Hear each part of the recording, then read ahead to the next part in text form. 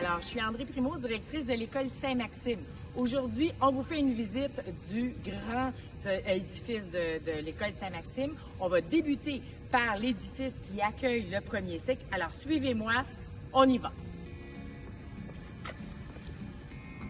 Alors, nous sommes rendus à l'édifice annexe pour le premier cycle. Suivez-moi.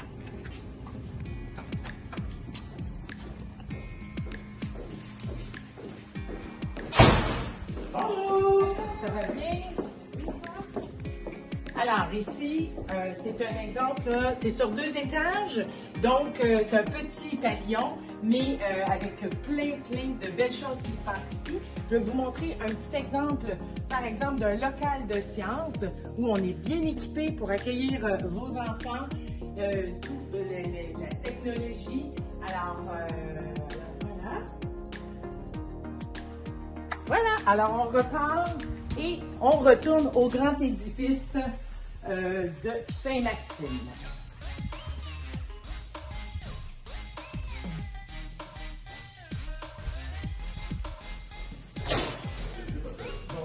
Bonjour. Hey! Alors, on va rentrer maintenant dans le grand édifice. Il faut savoir qu'au 2e cycle, on a une offre de service à l'élève incroyable. On débute avec nos artistes. Alors, on va voir le programme artistique de Saint-Maxime.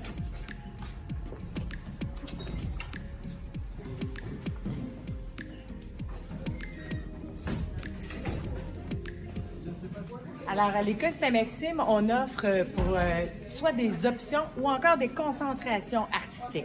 Alors, je vais vous amener voir, on a l'artistique au niveau des arts plastiques, de la musique et aussi de la danse. On va y aller ici, et l'art multimédia.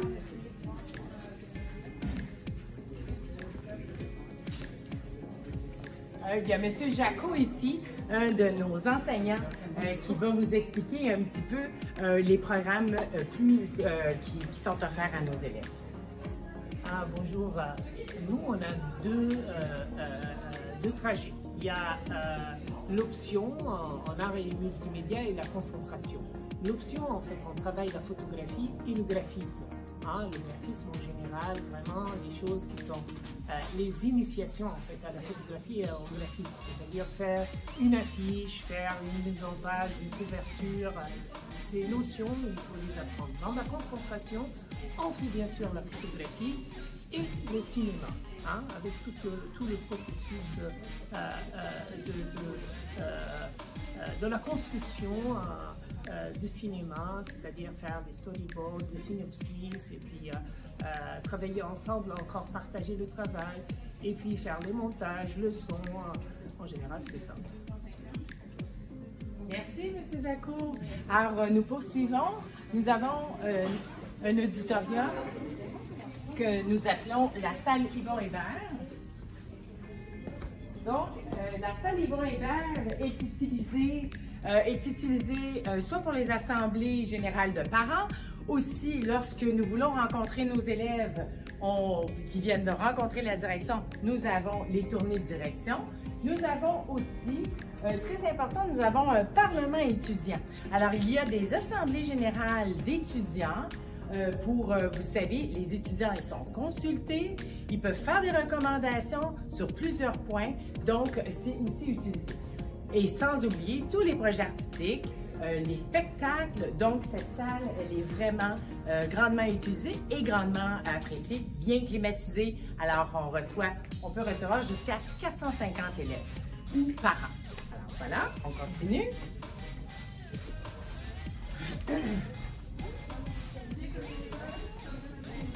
Maintenant, nous avons un projet sur un local historique, basé sur l'histoire du Québec.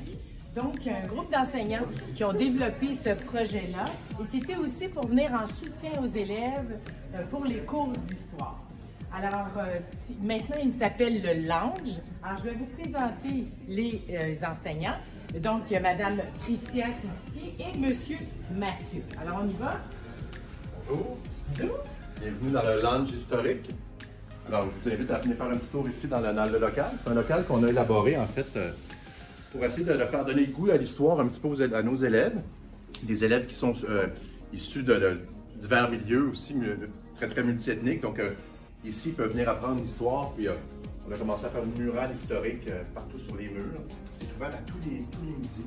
Donc les jeunes peuvent venir manger ici, se reposer. On joue aussi à des jeux. C'est aussi l'occasion ici de faire d'aider les élèves en histoire. À chaque midi, il y a des élèves disponibles aussi pour aider les jeunes en histoire.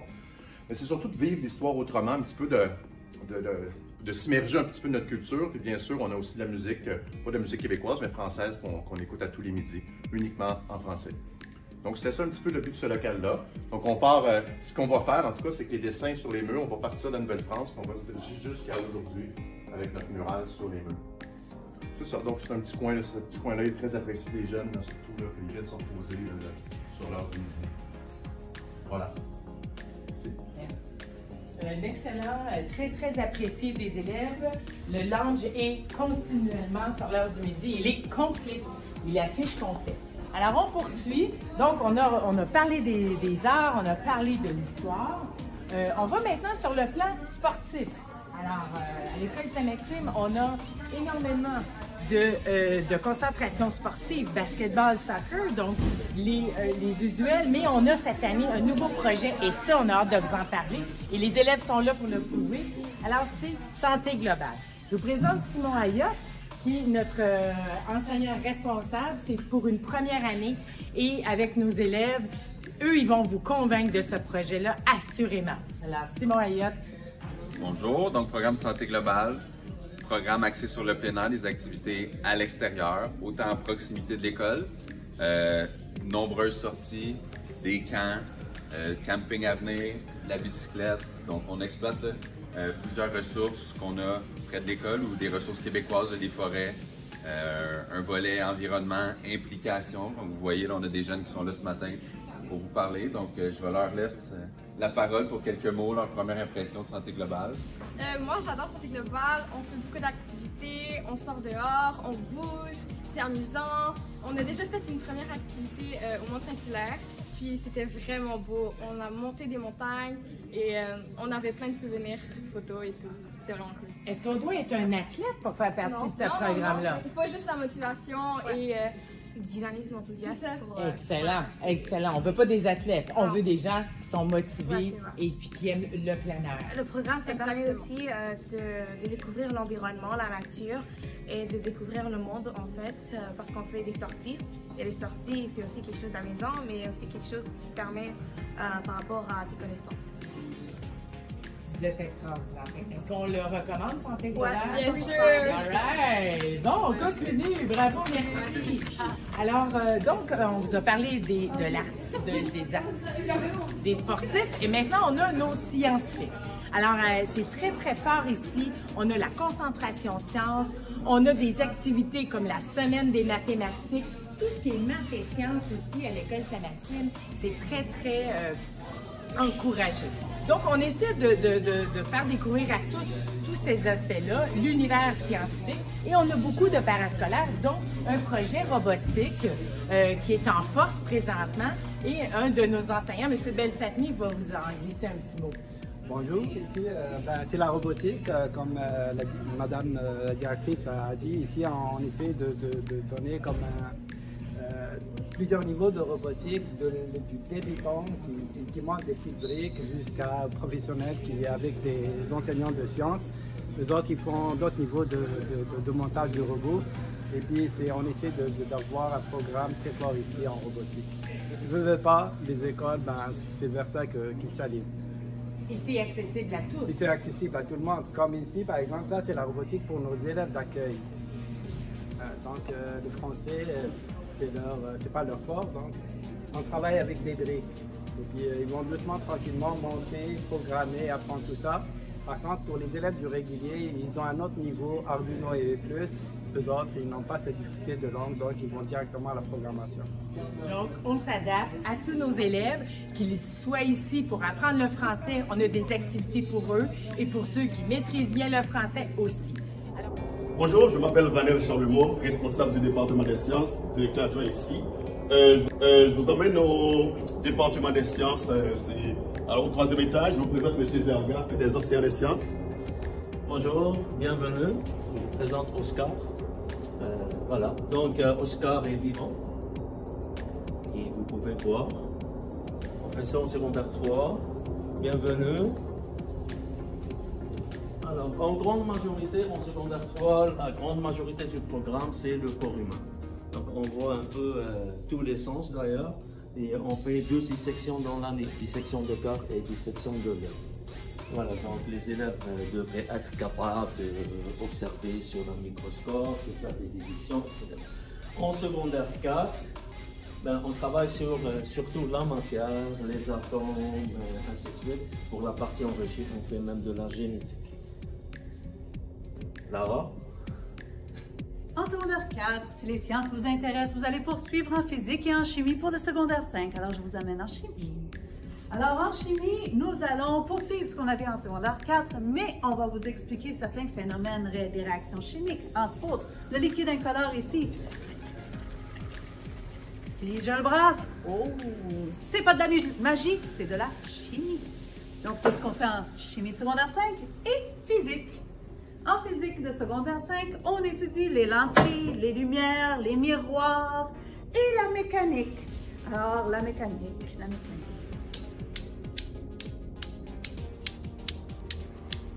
Et si vraiment les sciences vous intéressent ici à Saint-Maxime, on a une concentration sciences, la concentration sciences en secondaire 3.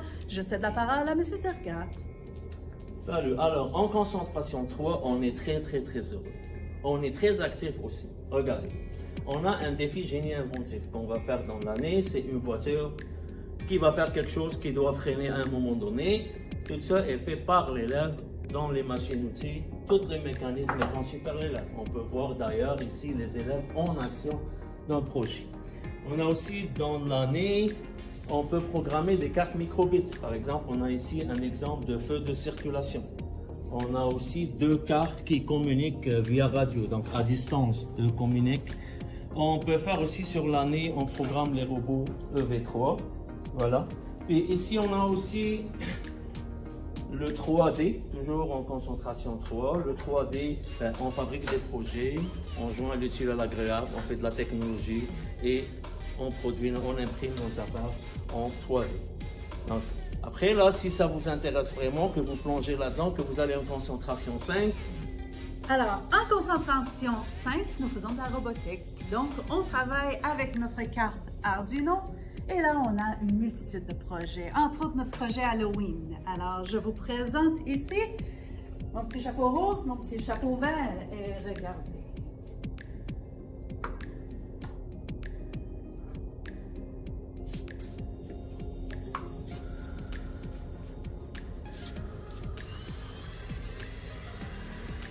Lorsque le petit chapeau rencontre un obstacle, il s'arrête, change de direction et poursuit son voyage vers l'expo-science. Alors, en concentration secondaire 5, secondaire 4, on incite nos élèves à participer à notre fameux expo-science. Donc, à chaque année, nous avons notre local, les élèves nous présentent des projets et de là, nos élèves poursuivent pour la régionale, la provinciale et parfois même la nationale.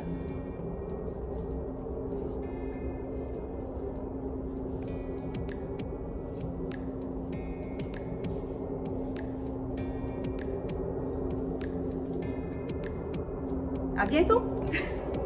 Alors, on va continuer. On retourne dans les sports où on a une équipe sportive, les Phoenix. Et particulièrement, on a aussi le basketball, on a la danse. Et ici, on peut voir ici, c'est notre enseignante de danse qui va vous dire un petit mot. Bonjour tout le monde, donc bienvenue dans le gymnase. Je m'appelle Annie-Claude, j'enseigne la danse à Saint-Maxime. Donc si vous voulez découvrir tous les aspects de la danse, que ce soit la création, l'interprétation, les différentes techniques en danse, on voit plusieurs styles différents. On fait un spectacle à la fin de l'année, donc vous avez la chance de bouger à l'école, profitez-en. Donc merci de regarder la vidéo et au plaisir de se rencontrer un jour. Je vous présente mon élève ici, Ashley, qui va vous parler un petit peu de son expérience en danse à l'école Saint-Maxime. Donc moi, je fais de la danse à Saint-Maxime avec Madame Annie-Claude depuis bientôt 2 ans maintenant. Ben, c'est très bien, comme ça me permet de me défouler avant d'aller en classe. Je suis plus concentrée. Puis c'est bien aussi d'apprendre toutes les différentes techniques, danse. Et Bonjour, mon nom est Carla Jean-Marie. On m'appelle coach. Je suis enseignante à Saint-Maxime depuis déjà plusieurs années. Ma spécialité, concentration basket, c'est mon dada, c'est mon groupe. Alors, notre vision pour la concentration basket, c'est vraiment d'amener les jeunes qui ont de l'intérêt pour le basket, mais non seulement ça, ils ont aussi un besoin de s'améliorer, de développer les habiletés de basket pour ensuite peut-être faire partie de l'équipe des Phoenix. Ici à Saint-Maxime, l'engouement de basket est de plus en plus énorme et puis nous sommes rendus avec plusieurs équipes de basket, donc ce qui fait que la concentration basket, elle augmente. Dans mon style de coaching, j'amène un enseignement où ce que la discipline et l'autonomie est vraiment très important dans la concentration basket. Les jeunes se poussent au maximum. Je pousse les élèves au maximum de leur capacité afin qu'ils deviennent de meilleurs élèves, mais aussi de meilleurs joueurs de basket. Et on a un beau gymnase avec beaucoup de matériel qui fait que les élèves sont capables d'agencer le parascolaire et la concentration basket. Le Phoenix, c'est le soir et la concentration basket, c'est dans la journée. Avec 6 périodes sur 9 jours, ça amène beaucoup d'entraînement, beaucoup de volume de répétition et c'est ce qui prépare justement les élèves à accéder plus facilement au parascolaire le soir. Donc voilà. Oui. Alors, nous allons maintenant, on veut quand même prendre un moment parce que chaque parent se dit où va dîner mon enfant, où peut s'asseoir mon enfant pour dîner. On a une belle grande cafétéria. Je vous montre ça à l'instant.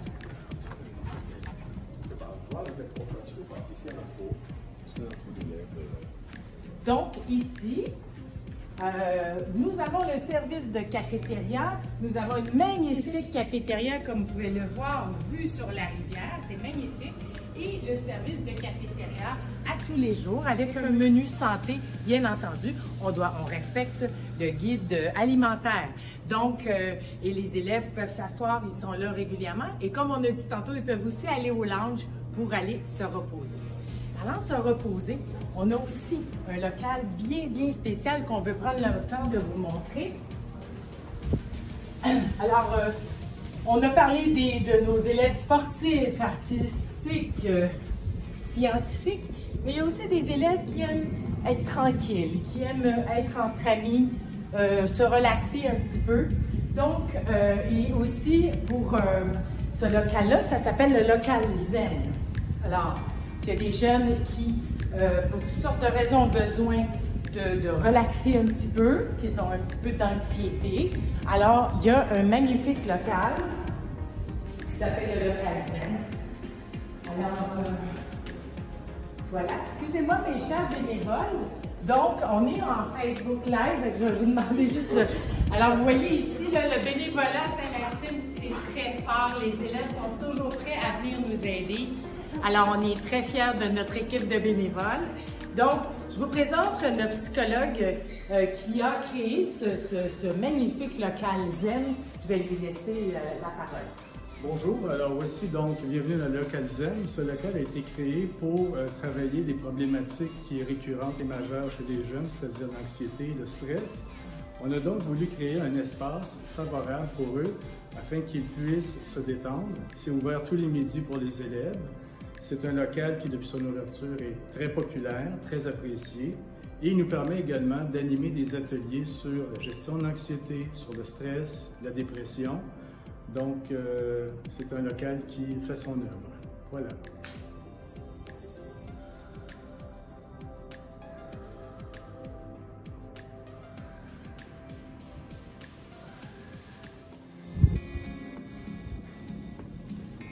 Alors, ça fait le tour de l'école Saint-Maxime. J'ose espérer que j'ai su convaincre ou que j'ai su vous motiver, du moins à l'université. On est hâte de vous voir. Et puis, on est toujours là pour répondre à vos questions. On espère de vous voir, chers élèves et nouveaux élèves en 2023. À bientôt. Bonne journée.